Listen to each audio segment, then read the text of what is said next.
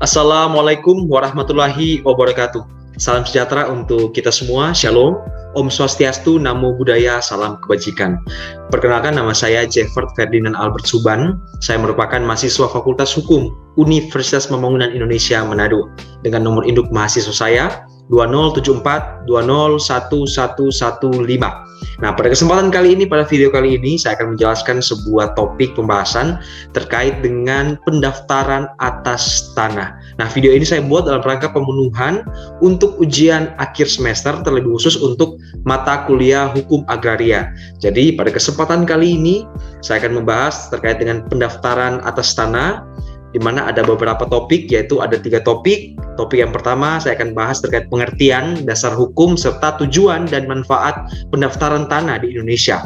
Selanjutnya topik kedua saya akan bahas terkait dengan asas, objek, dan sistem pendaftaran tanah di Indonesia.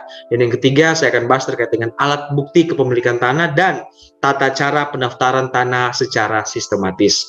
Itu saja yang akan saya bahas pada video kali ini. Baiklah Bapak Ibu sekalian, tanpa berlama-lama lagi kita masuk pada topik bahasan yang pertama, yaitu terkait dengan pengertian, dasar hukum, serta tujuan dan manfaat pendaftaran tanah di Indonesia. Yang pertama kita bahas dulu terkait pengertian pendaftaran tanah. Nah, sesuai pasal 1 Peraturan Pemerintah nomor 24 tahun 1997 tentang pendaftaran tanah adalah rangkaian kegiatan yang dilakukan oleh pemerintah secara terus-menerus, berkesinambungan, dan teratur, meliputi pengumpulan, pengelolaan, pembukuan, dan penyajian, serta pemeliharaan data fisik dan data yuridis dalam bentuk peta dan daftar mengenai bidang-bidang tanah dan satuan-satuan rumah susun, termasuk pemberian surat tanda bukti haknya bagi bidang-bidang tanah yang sudah ada haknya dan hak milik atas satuan rumah atau susun, serta hak-hak tertentu yang membebaninya.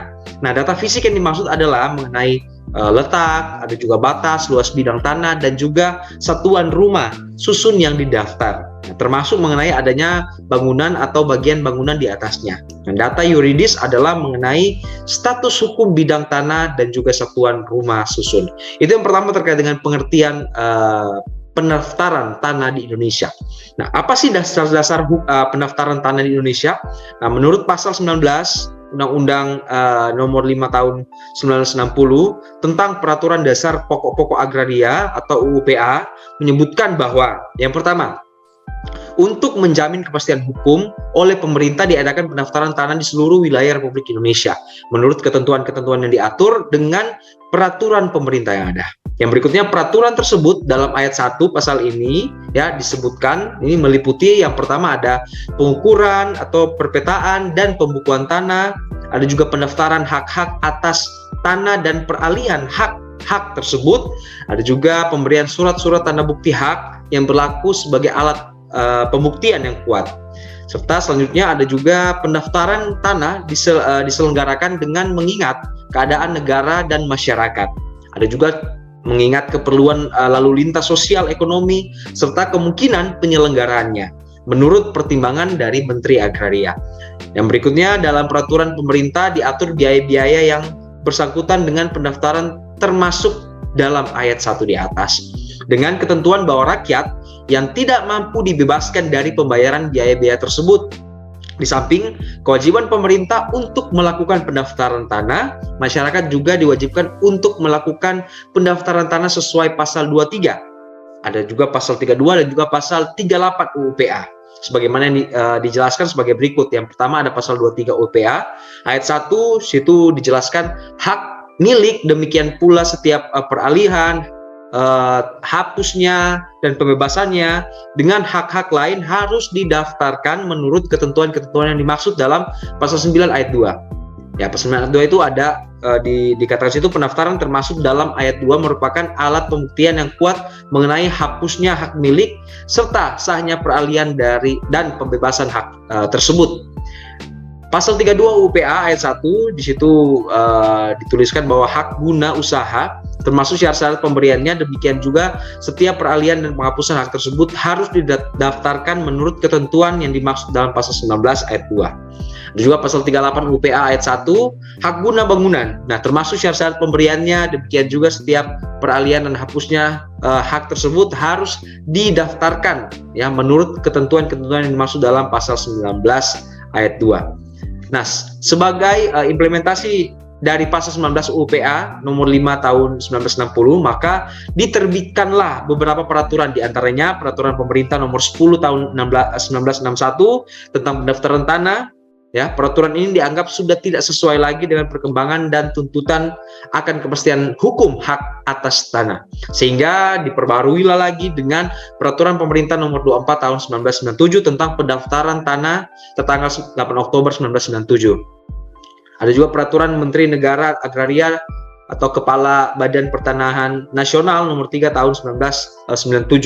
Walaupun peraturan pemerintah nomor 10 tahun 1961 sudah tidak berlaku lagi, namun peraturan pelaksanaan yang menyertai tetap dinyatakan berlaku sepanjang tidak bertentangan atau diubah atau diganti dalam PP 24 tahun 1997.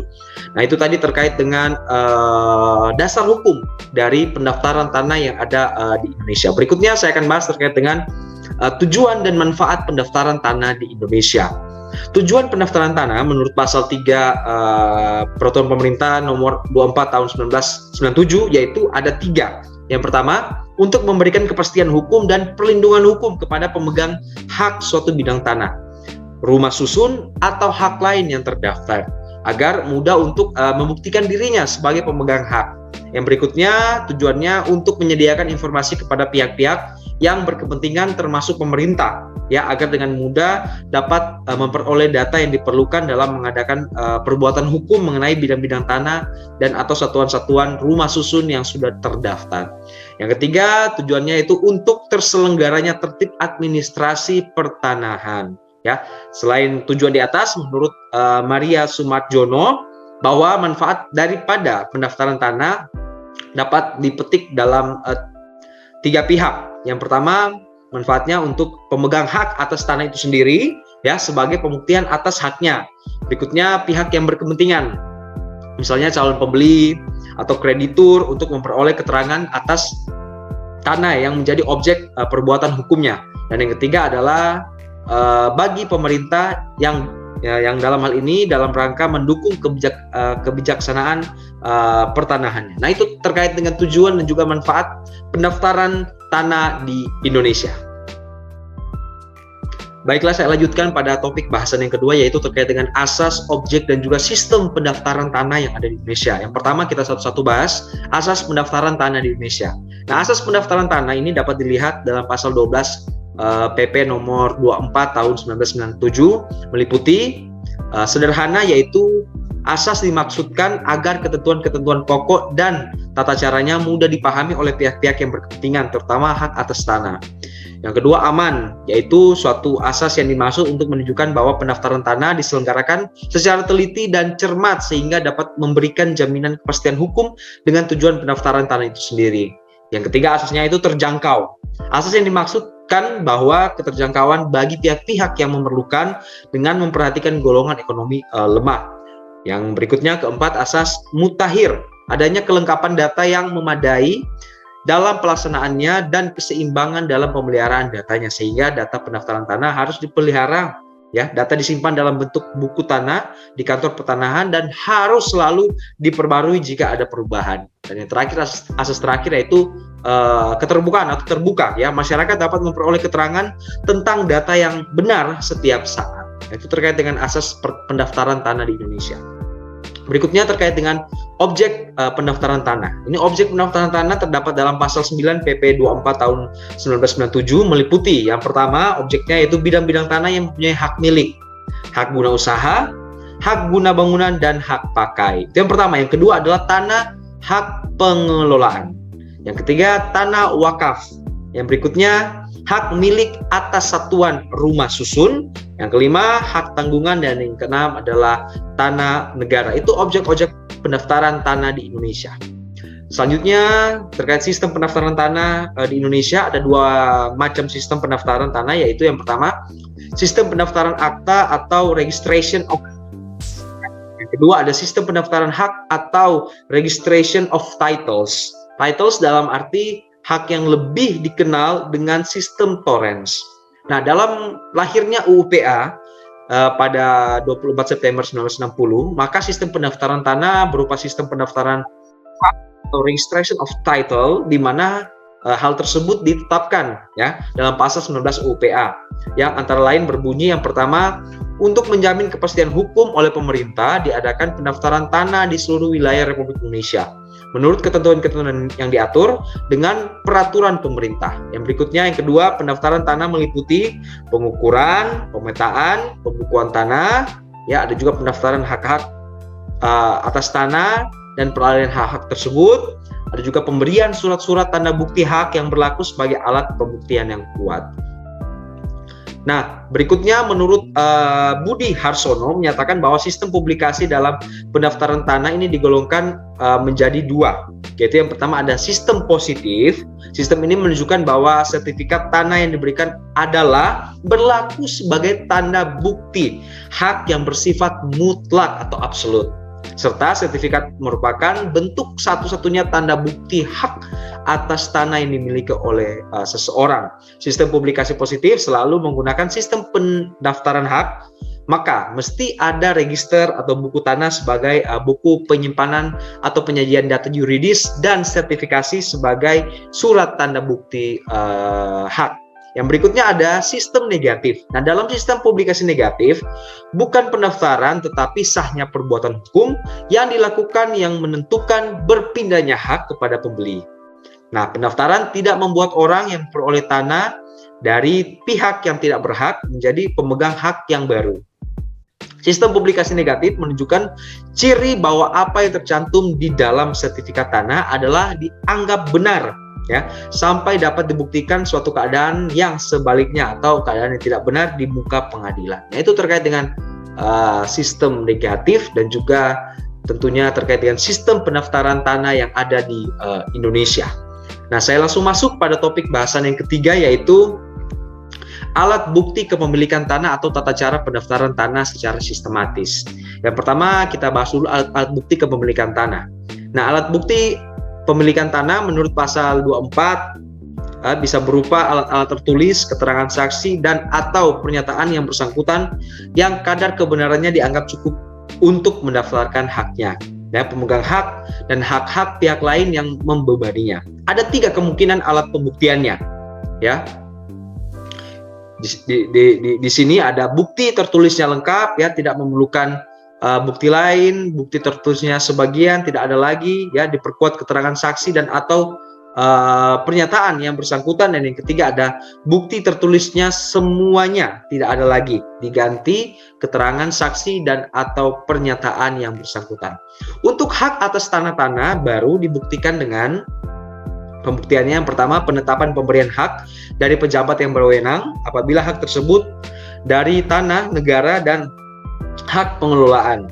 Ada juga asli akta PPAT, ya, yang memuat pemberian hak oleh pemegang hak milik kepada penerima hak bangunan atau hak pakai atas tanah. Yang ketiga, hak pengelolaan dibuktikan dengan penetapan pemberian hak pengelolaan oleh pejabat yang berwenang.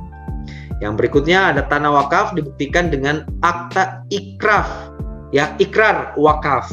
Yang berikutnya ada hak milik atas satuan rumah susun dibuktikan dengan akta pemisahan. Dan berikutnya pemberian hak tanggungan dibuktikan dengan akta pemberian hak tanggungan. Itu terkait dengan alat bukti kepemilikan tanah. Dan untuk pembahasan yang terakhir yaitu terkait dengan pendaftaran tanah secara sistematis. Nah, pendaftaran tanah secara sistematis menurut Budi Harsono adalah kegiatan pendaftaran tanah untuk pertama kali yang dilakukan secara serentak meliputi semua objek pendaftaran tanah yang belum didaftar dalam wilayah atau bagian wilayah suatu desa atau kelurahan. Untuk keperluan pengumpulan dan pengelolaan data fisik dilakukan kegiatan pengukuran dan pemetaan yang meliputi yang pertama pembuatan peta dasar pendaftaran. Yang pertama, yang kedua ada penetapan batas-batas bidang tanah, ada juga pengukuran dan pemetaan bidang tanah, dan peta pembuatan, ada juga pembuatan daftar tanah dan juga pembuatan surat ukur. Nah, pendaftaran tanah secara sistematis diselenggarakan atas prakarsa pemerintah ya, berdasarkan pada suatu rencana kerja jangka panjang atau tahunan ya, serta dilaksanakan dalam wilayah yang ditetapkan oleh Menteri Negara Agraria atau Kepala BPN. Dalam hal suatu desa atau kelurahan belum ditetapkan sebagai wilayah pendaftaran tanah secara sistematis, pendaftarannya dilakukan dengan cara sporadik. Jadi ini terkait dengan pendaftaran tanah secara sistematis. Baiklah Bapak Ibu, sedemikian jauh tadi saya sudah jelaskan ya terkait dengan pendaftaran atas tanah, di mana ada topik-topik yang sudah saya bahas. Yang topik pertama terkait pengertian atau dasar hukum serta tujuan dan manfaat pendaftaran tanah Indonesia. Ada juga yang topik kedua, asas, objek dan sistem pendaftaran tanah di Indonesia, dan yang terakhir alat bukti kepemilikan tanah dan tata cara pendaftaran tanah secara sistematis. Semoga apa yang saya jelaskan ini meskipun secara singkat dapat bermanfaat bagi kita semua. Dan di akhir kata, saya ingin mengajak kepada kita semua yang mungkin akan melanjutkan studi ke perguruan tinggi, mari jo orang bergabung di Universitas Pembangunan Indonesia Manado. Kenapa UNPI? UNPI universitasnya sudah terpercaya.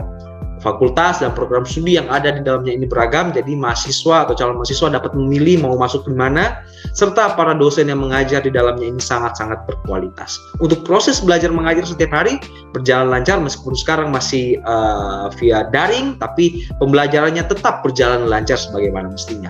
Untuk itu, mari jo yang mau bergabung melanjutkan studi ke perguruan tinggi, mari jo torang masuk di UNPI untuk masa depannya torang lebih baik.